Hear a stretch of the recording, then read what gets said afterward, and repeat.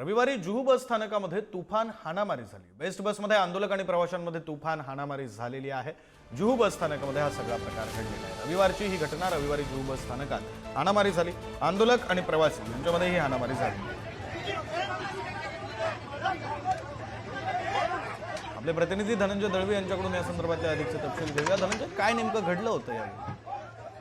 विक्रांत, सदरची जी बसगाडी आहे ती जुहू बस स्थानक येथे उभी असताना आणि बसगाडीत कर्मचारी नसताना हे आंदोलक जे आहेत त्यांनी काही प्रवाशांमध्ये वाद झाला आणि मराठा आंदोलकांनी एका प्रवाशाला जे आहे ते बसमध्ये खाली त्याला मारहाण केली आणि तसेच बसच्या उजव्या बाजूची जी मागून 3ऱ्या क्रमांकाची जी खिडकी होती त्याची काच सुद्धा फोडलेली आहे आणि हा वाद होत असल्याचा आवाज आल्यानंतर कर्मचारी जे आहेत ते बसमध्ये जाऊन त्यांना शांत करण्याचा सुद्धा प्रयत्न केला, पण आंदोलकांनी हुज्जत घातल्याने त्यानंतर त्या ठिकाणी पोलिसांना बोलवण्यात आलं।